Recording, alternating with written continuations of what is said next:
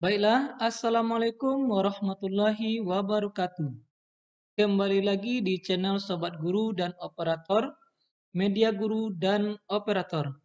Di video kali ini, kita akan membahas dana BOS, yang mana di tahun 2021 secara nasional mengalami kenaikan. Nah, yang jadi pertanyaannya adalah, apakah kenaikan dana BOS itu berdampak kepada gaji teman-teman guru honorer nantinya? Sebelum lanjut, silakan subscribe, like, dan tekan tombol loncengnya agar sobat-sobat guru honorer tidak ketinggalan informasi. Oke, sobat-sobat sekalian, sebelum lanjut, silakan simak penjelasan langsung dari Mas Menteri Pendidikan yang disampaikan pada saat rapat kerja dengan Komisi 10 DPR RI berikut ini. Topik saya terakhir adalah kebijakan alokasi BOS tahun anggaran 2021. Ini adalah kabar gembira, kabar yang sangat gembira, karena mungkin saya jelaskan dulu masalah utamanya cara kita menghitung BOS sebelumnya. Sebelumnya kita menghitung BOS itu dengan satuan yang fix, satuan yang berdasarkan jumlah murid yang ada di sekolah itu. Sepertinya itu adil, tapi dalam kenyataannya di lapangan yang terjadi adalah sekolah-sekolah yang jumlah muridnya sedikit, dan banyak dari sekolah itu kebanyakan di daerah-daerah terluar dan tertinggal. Sekolah-sekolah tersebut, karena mereka semuanya punya fixed cost yang tertentu untuk mengelola sekolah, mereka dirugikan, bisa dibilang.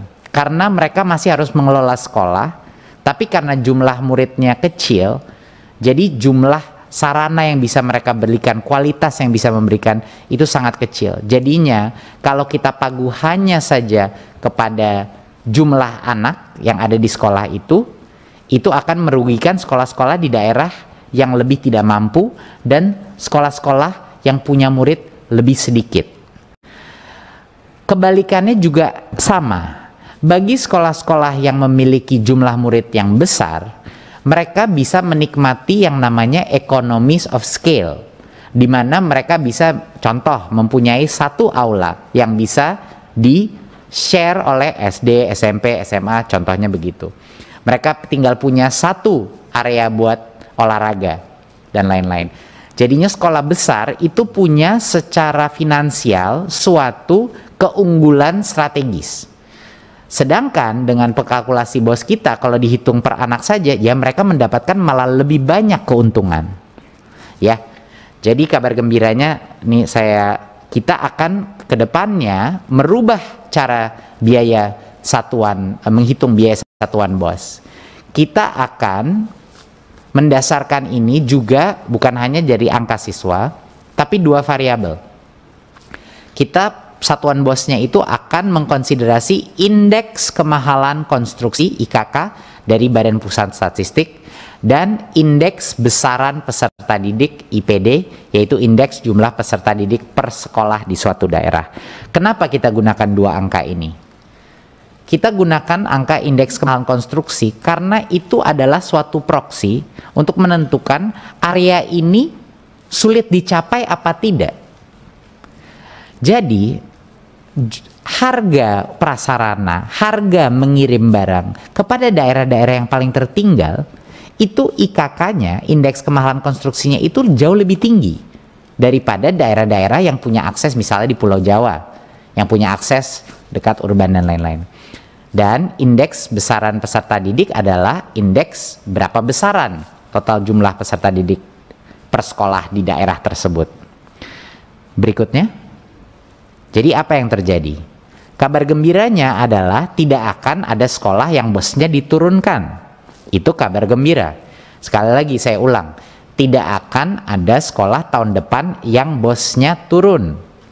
Tetapi banyak sekali sekolah-sekolah kecil dan sekolah di daerah tertinggal akan meningkat bosnya tahun depan. Dari mana kita arahkan tambahan anggaran ini? Kami realokasi hampir 2,5 triliun dari bos afirmasi dan bos kinerja untuk membantu sekolah-sekolah di daerah yang paling tertinggal terluar, yang rata-rata jumlah muridnya itu bisa jauh lebih kecil. Jadi seperti yang kita lihat di SD, kalau Anda lihat kolom biaya naiknya itu ada itu jumlah kabupaten yang naik nanti dana bosnya tahun 2021. Di SD 377 kabupaten akan naik bosnya. Di SMP 381 kabupaten akan meningkat bosnya. Di SMA 386 kabupaten, di SMK 387, dan di SLB 390 kabupaten. Jadi begitu banyak kabupaten yang selama ini mungkin tidak dilihat kondisi khususnya, tidak ada penghitungan bos yang afirmatif. Nah, itu sekarang kita koreksi. Dan kami berhasil, dan kami sangat berterima kasih juga ada dukungan Kemenq untuk mendukung kita dalam perjuangan ini. Bahwa tidak bisa semua sekolah dengan kondisinya masing-masing disamakan. Sekolah yang lebih membutuhkan bantuan kita harusnya menerima uang lebih. Dan karena itu ini suatu kabar gembira bagi sekolah-sekolah di daerah terluar tertinggal dan sekolah-sekolah yang jumlah muridnya kecil. Berikut. Terima kasih Bapak Ibu Komisi 10. Sekian dari saya pemaparan program prioritas tahun 2021 dan reformasi biaya satuan bos reguler di tahun 2001. Terima kasih. Wassalamualaikum warahmatullahi wabarakatuh. Nah, setelah sobat-sobat menyimak penjelasan Kemendikbud tadi, ada beberapa poin yang bisa kita simpulkan. Pertama, dana bos secara nasional naik 3 triliun. Ini adalah kenaikan yang luar biasa.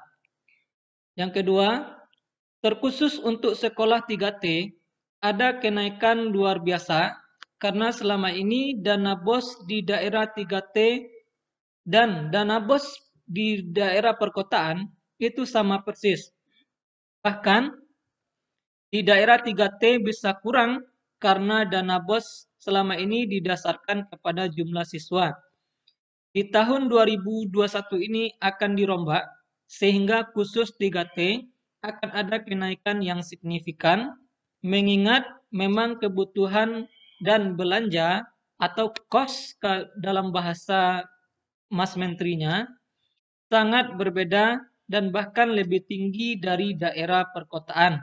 Atau lebih detailnya, harga-harga di daerah 3T itu cenderung lebih mahal daripada harga-harga di daerah perkotaan. Karena pendistribusian dan penyalurannya membutuhkan anggaran yang besar.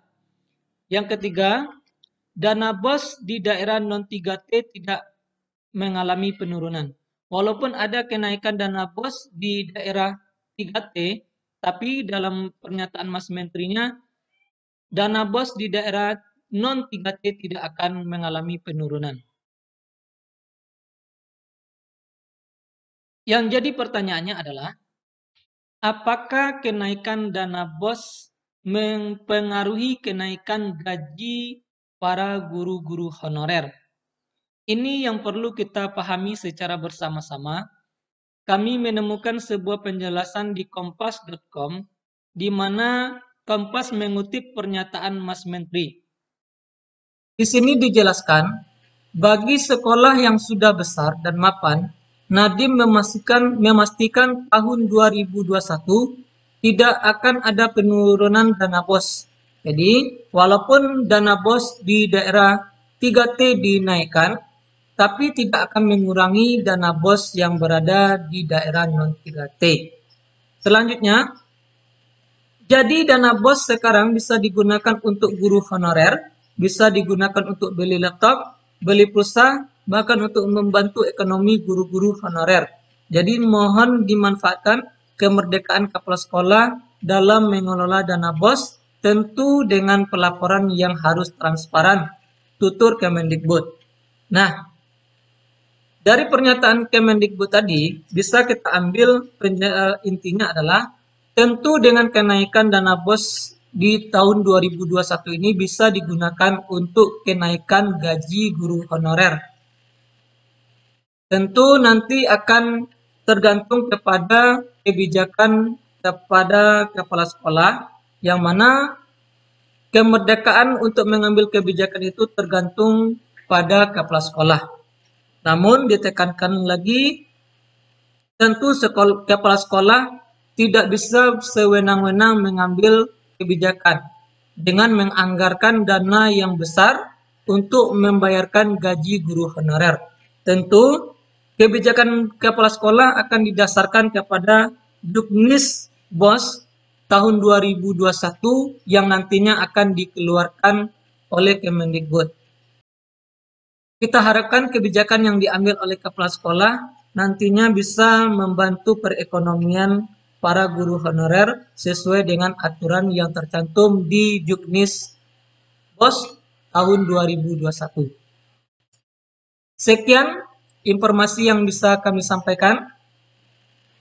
Jangan lupa sobat-sobat guru sekalian untuk menekan subscribe, like, dan tekan tombol loncengnya agar sobat-sobat guru dan operator tidak ketinggalan informasi. Assalamualaikum warahmatullahi wabarakatuh.